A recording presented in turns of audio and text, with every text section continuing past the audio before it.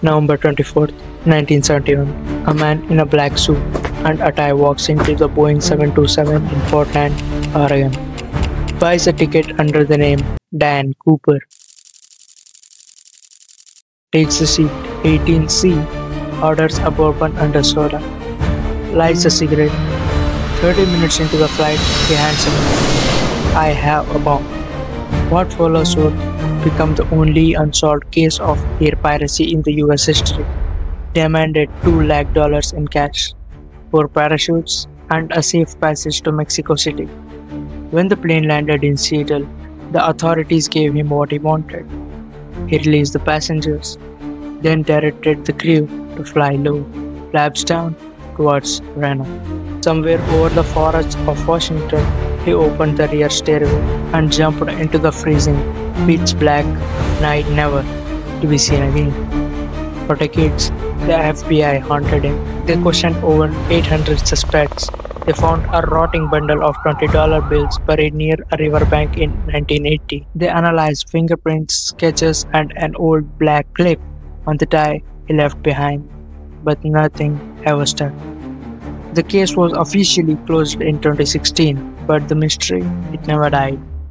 In 2022, a former pilot uncovered an old military parachute rig in North Carolina.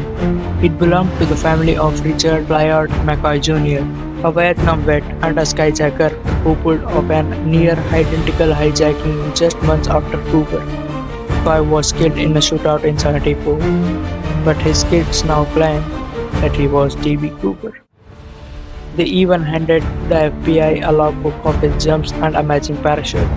The rig's stitching was attached back to the same man who packed Cooper's gear.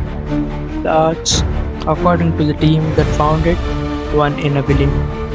Meanwhile, the infamous tie, that one the Cooper left behind on the plane, was re-examined under an electron microscope. Inside it, traces of titanium, bismuth, and other rare particles used in aerospace manufacturing. That led researchers to Boeing and even a small mill in Pittsburgh that made alloys for aircraft. The new theory? Cooper wasn't just an hijacker, he was an insider, someone who worked with planes. 23. A forensic chemist sued the FBI, asking for access to the tie's DNA. The case was dismissed, but he's appealing. The FBI claims that they already have the DNA profile.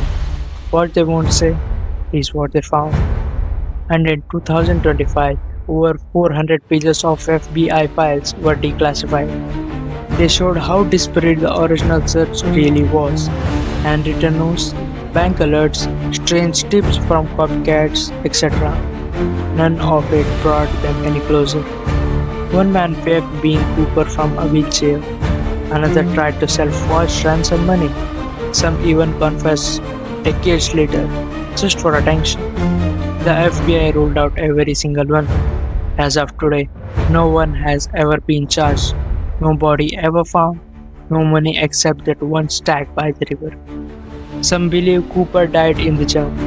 Freezing winds, no helmet, poor visibility. Others think he escaped, changed his name, and lived in the rest of his life watching his documentaries. But here's what we do know now. A matching parachute exists. A flight logbook places the suspect near Portland. And the DNA? Yeah, it's finally testable. Maybe that's why this story still haunts us. Because it's not just about a man who vanished. It's about a man who might have gotten away with it. So, who was D.B. Cooper? A genius? A con? A soldier? Or a myth we will never fully crack? All we have is a name on a ticket, a tie on the seat, and a cushion still floating in the wind.